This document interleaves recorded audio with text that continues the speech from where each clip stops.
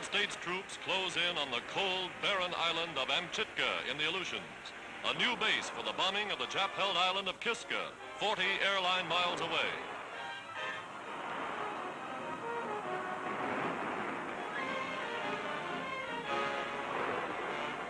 The Japs had completed reconnaissance of Amchitka, but this American convoy got there first.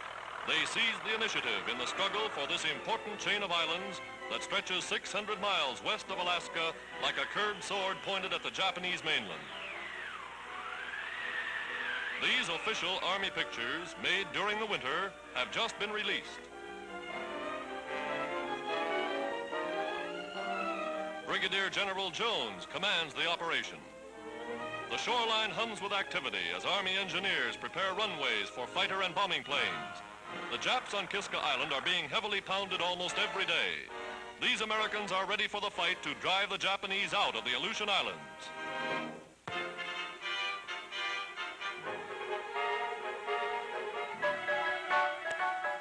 The Dion quintuplets, Canada's most celebrated citizens, take the train for an important visit to the United States.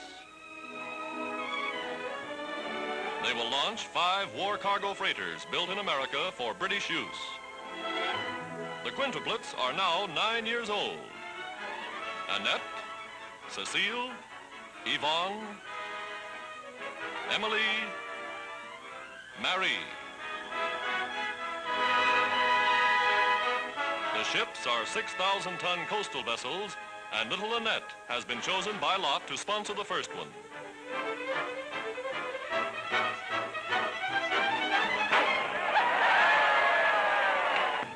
The 5 ships and the 5 launchings are as much alike as the 5 Dion girls themselves.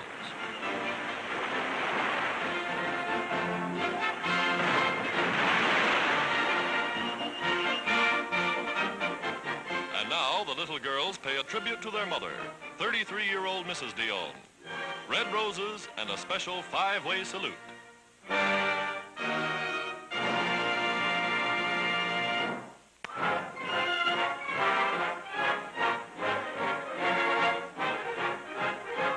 General Montgomery and his soldiers of the British 8th Army planned their part in the final Battle of North Africa.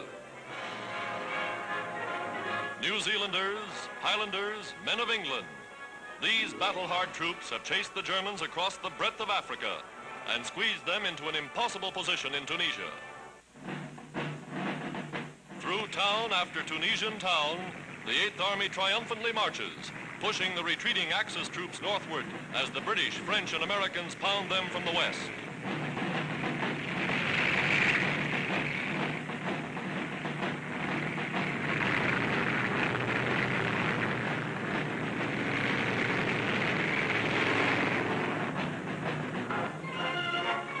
For Field Marshal Rommel's Africa Corps, for Adolf Hitler's plan of world conquest, for Mussolini's dream of empire, for the smug security of fortified Axis Europe, this is the beginning of the end. As the 8th Army drives northward through Gabes, nearing a junction with its American allies, General Eisenhower, Allied Commander-in-Chief, pays a visit to General Montgomery. Already a glorious tradition, the 8th Army triumphantly occupies Gabes, Highland Pipers leading the way.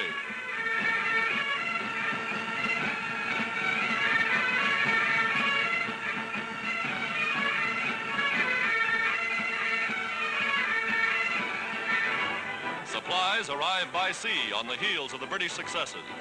As each coastal city falls, it becomes a supply depot for the victorious British. Allied control of Mediterranean waters has made it possible to keep food and ammunition rolling right with the troops. The fleeing Nazis are given no chance to dig in. Montgomery pushes on without pause, his armor mauling the German rear guards.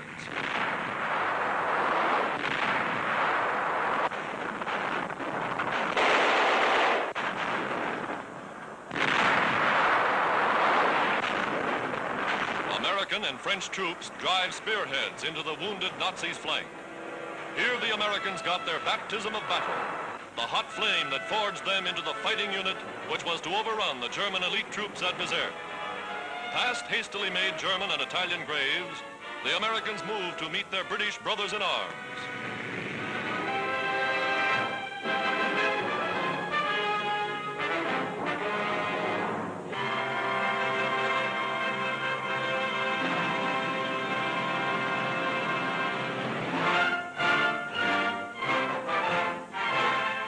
And here it is. American tank men and an advance patrol of British infantrymen make a dash for each other.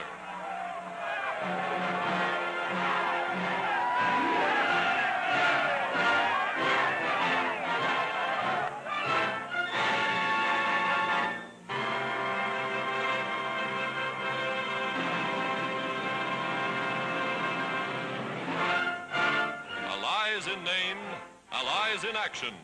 These men, with their French comrades, are united, dedicated to the task of driving the Axis from North Africa, and after that, to the coming Battle of Europe.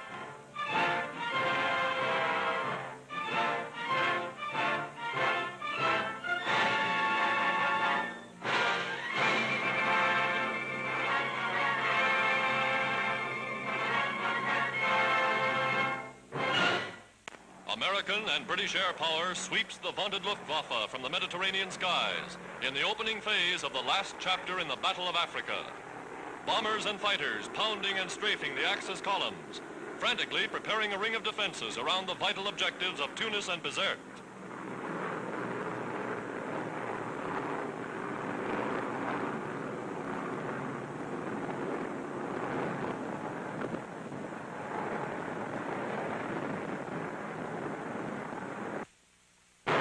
As darkness falls, the Allied big guns go into action to prepare the way for complete collapse of the Axis defenses.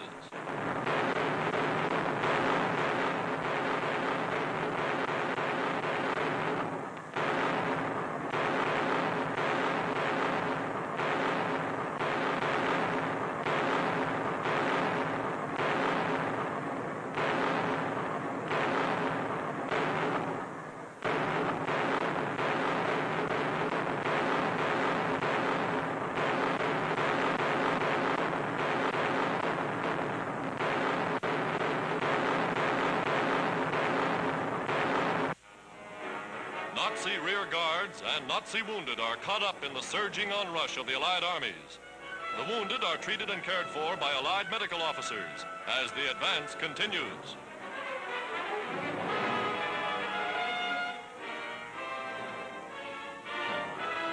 The end. Tunis and Bizerte have fallen, and with these two bastions of Axis resistance, prisoners counted in the tens of thousands fall to the victors. High officers, including Colonel General von Arnim and 11 other generals. Thousands upon thousands of Italian and German troops lay down their arms and surrender. The Battle of North Africa, which has cost the Axis some 400,000 men in dead, wounded, and prisoners, is over.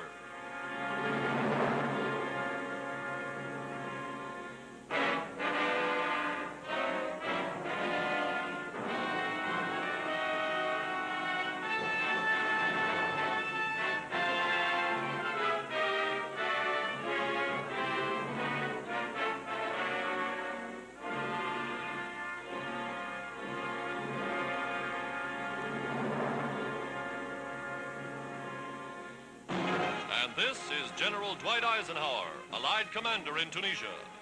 The victory is won, and now the victorious Allied leaders look eagerly across the Mediterranean to the shores of Hitler's fortress Europe.